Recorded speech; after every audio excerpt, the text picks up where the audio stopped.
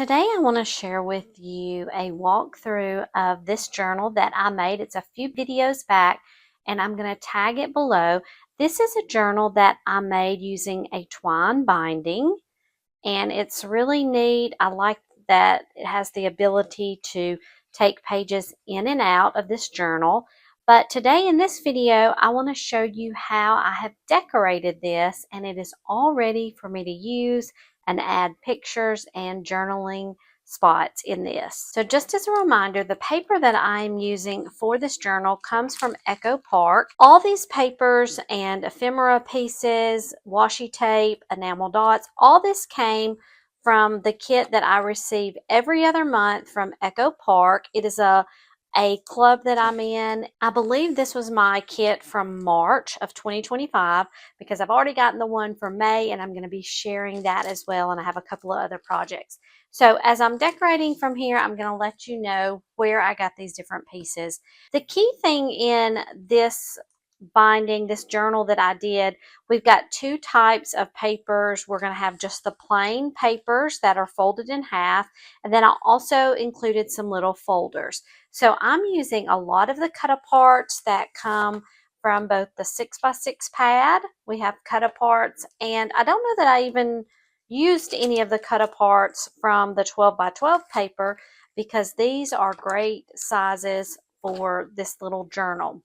What I've got here at the beginning, I've just added a chipboard accent to this front page, and we get this chipboard sheet here. And so I've used a couple from that. Now the main purpose of this journal for me is to add some pictures, some little photo pictures that I print out. I may also add journaling cards, and the great thing is there's plenty of paper left in both my 6x6 and 12x12 and my scrap papers from putting all this together that I can add white cardstock to and have my own journaling cards, because I like doing the writing of whatever the memory is. So I've added the chipboard there.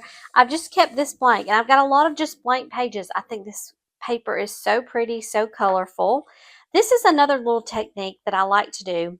So you take a little piece. In this case, this came from the ephemera pack that was part of the kit, and I only apply a piece of tape. Actually, I did my tape here. Sometimes I use glue to the very top, and it becomes a little spot that will hold something in place, whether it be a card here that I've done with the little cut aparts. You could put photos, anything. I love using this kind of thing on my books and journals. For the next page, we have a folder here, and these are always great for little cute little cards that come. I love that these are double-sided.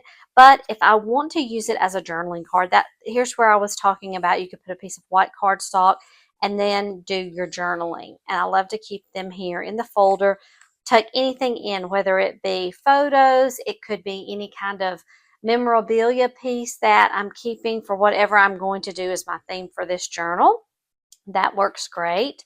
And then here we have for our next piece, I just added this corner pocket and did that by cutting out an angle. I did round the corner here because I corner rounded all of these pages, and then you just apply the glue to the two sides. Then you have a little place to tuck in.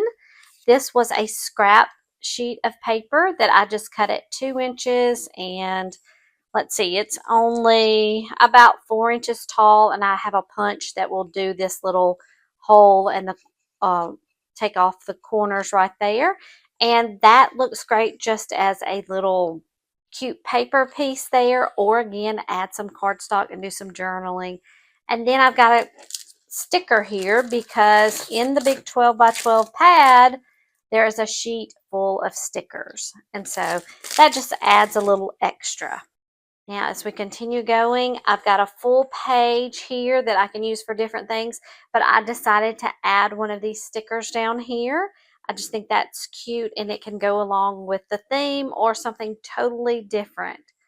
So I've got that. Our next page, I added a belly band with a piece of scrap paper. So I've got my journaling card here, and it will fit right in. You could also tuck in, again, pictures. Any of these things work for any of the little pieces that we want to add to our book.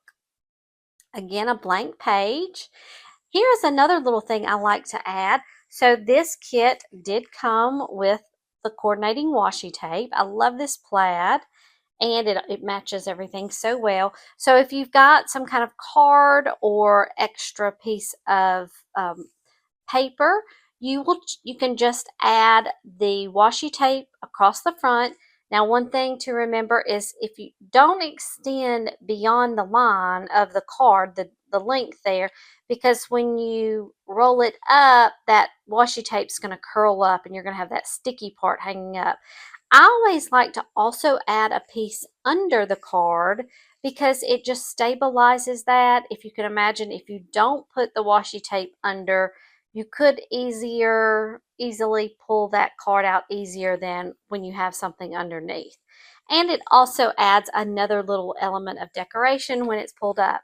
Now underneath here, we can add a cute little photo or anything, any kind of little surprise. You don't have to have anything, but I think it's cute to add things like that.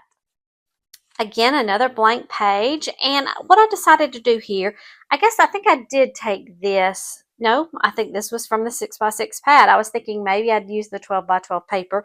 Some of the same cards, though, in the 6x6 pad are in the 12x12 paper pad. And I've just glued this on, taking this. It's a beautiful card, beautiful sentiment, and then added a little sticker. So that kind of breaks things up from maybe the photos that I'm going to be adding. And we come to another little folder, which again is great to add these little cards in.